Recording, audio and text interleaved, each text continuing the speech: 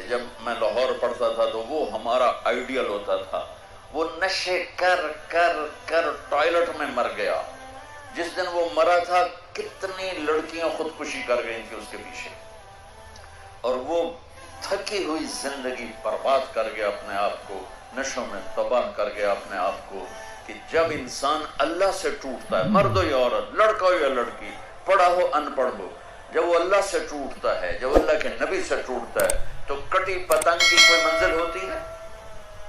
جس گاڑی کے چلتے بریک فیل ہو جائیں اس کی کوئی منزل ہوتی ہے؟ پانی جب طوفان بن کے نکلتا ہے تو اس کی کوئی منزل ہوتی ہے؟ میرے رب کی قسم بچوں, میرا سرمایہ ہو, یہ سب میرا سرمایہ بیٹھا ہوا ہے, میرا نہیں, یہ میرے دیس کا سرمایہ بیٹھا ہوا ہے. جنید جمشید کے اللہ درجے بلند کرے. میں ایک جگہ بیٹھا تھا, وہاں ٹی وی چل رہا تھا, تو میں نے دیکھا اسکرین پر ایک بڑا خوبصورت نوجوان ڈانس کر رہا ہے اور اس کے ساتھ 10-12 لڑکیاں ڈانس کر رہے ہیں. تو میرے جی میں آتا ہے کہ اسے کون ہدایت دے گا, اور یہ اتنا خوبصورت نوجوان ہے اور اس طرح مر گیا تو اس کا کیا حشر ہوگا. یہ مجھے اس پہ ترس آ رہا ہے اور دل میں خیال آ رہا ہے کہ اس کو تو ہدایت نہیں مل سکتی, جائے گا کون اس کے پاس. 4 مہینے بعد میں کراچی میں ہوں, ایک نوجوان میرے پاس آتا ہے کہ ایک پاکستانی گلوکار آپ کو ملانا ہے. میں نے کہا ملا دو. جب وہ اندر آتا ہے تو وہ وہی ہے جس کو میں اسکرین پہ دیکھتا ہوں, جنید جمشید.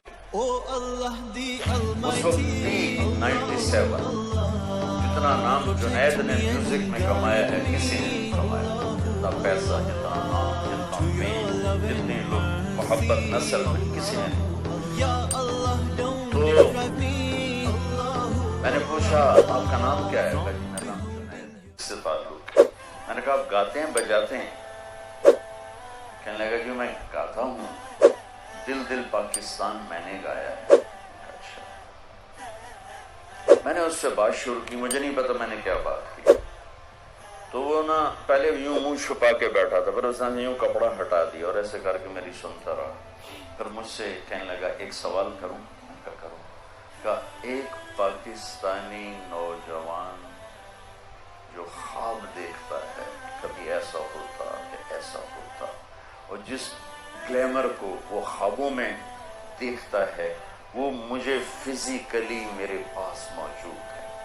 میں تو اسے دیکھ چکا تھا اسکرین پر, وہ فزیکلی میرے پاس موجود ہے, لیکن یہاں اندھیرا ہے. سینے پہ ہاتھ رکھ کے کہنے لگا یہاں اندھیرا ہے, اور یہاں کہنے لگا یہ خالی ہے, یہ خالی.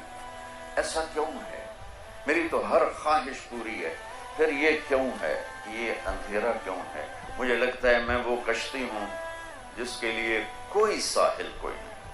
کیا خوبصورت بات اس نے. میں نے کہا تو بہت آسان بات. کیا؟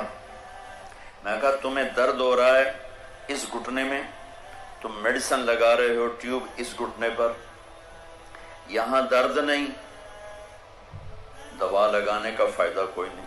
یہاں درد ہے, یہاں دوا جا نہیں رہا, تو تمہیں ٹھیک کیسے ہوگی؟ کہنے لگا میں نہیں سمجھا. میں نے کہا یہ جو خلا ہے تیرے جسم میں نہیں, تیری روح میں ہے.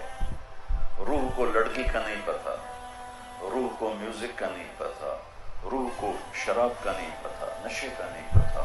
اسے صرف 2 کا پتا ہے, ایک اللہ جس نے اسے بنایا, اور ایک اللہ کا نبی جس نے اسے اس کا صحیح طریقہ سمجھایا. ان 2 کے علاوہ کوئی غذا روح کی نہیں. مگر تم میں بھوک لگی ہو گا سکتے ہو کہ نہیں؟ پیاس لگی ہو گا سکتے ہو نہیں؟ نیند چڑھی ہوئی ہو گا سکتے ہو نہیں؟ کیونکہ جسم کی ڈیمانڈ تم پوری نہیں کر رہے ہو تو تم گا نہیں سکتے ہو.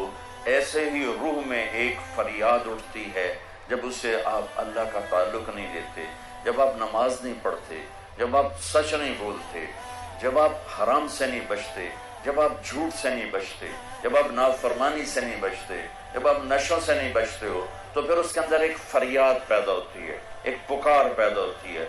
وہ فریاد اور پکار وہ ڈپریشن بنتی ہے, وہ اینزائٹی بنتی ہے. وہ بیماری کچھ نہیں ہے, وہ صرف یہ ہے کہ اسے بھوک ہے تم روٹی نہیں کھلا رہے, اسے پیاس ہے تم پانی نہیں. دیکھو میں نے پانی ساتھ رکھا ہوا ہے پینے کے لیے کہ میں انہیں بیان کر رہا ہوں مجھے پانی ساتھ پینا ہے. تو ایسے ہی روح میں ایک پکار اٹھتے مجھے اللہ چاہیے, مجھے کچھ نہیں چاہیے. وہی اللہ کی قسم جنت میں بھی جا کر جب اللہ سامنے آئے گا نا تو کسی کو نہ حوریں یاد رہیں گی نہ کھانے یاد رہیں گے. یا اللہ بس تجھے ہی دیکھتے رہیں اور کچھ نہیں چاہیے, تیرا دیدار اور کچھ نہیں چاہیے. یہ ایسی چیز. ہم عصر کے قریب ہیں, آپ کی ابھی ظہر بھی نہیں ہوئی ہے. جو کائنات ہے جو قانون ہے, تو میں چاہتا ہوں کہ میری یہ نسل جنہیں میں دیکھ رہا ہوں یہ اپنے اللہ کو پہچان لیں, یہ اپنے نبی کو پہچان لیں کہ ایک علم وہ ہے کہ مجھے پیدا کس نے کیا, ایک علم وہ ہے کہ وہ ہے کون, ایک علم وہ ہے کہ وہ مجھ سے چاہتا کیا ہے, ایک علم وہ ہے کہ یہ زندگی کا کارواں کیا ہے, یہ موت کیا ہے, یہ مقصد زندگی کا علم ہے. یہ نہ سیکھا تو سب کچھ گیا. تمہارے جیسے بچے گئے کشتی کی سیر کو, ملا دیہاتی, ایک نے کہا چاچا تینوں فزکس آندی ہو سکے, پتر نہ ہی آج سنیا, کہ تیری ادھی زندگی برباد ہو گئی. دوسرے نے پوچھا چاچا تینوں کیمسٹری آندی ہے, کہ پتر میں تو نہ ہی آج سنیا, کہ چاچا تیری ادھی زندگی برباد ہو. تیسرے نے پوچھا چاچا زالوجی آندی ہے, کہ نہیں پتر پتہ نہیں کی بلا ہے, کہ چاچا تیری ادھی زندگی برباد ہو گئی. دریا میں طوفانی موج آ گئی, کشتی ڈولنے لگی. چاچا بولے پتر وہ تیرنا آمدہ ہے,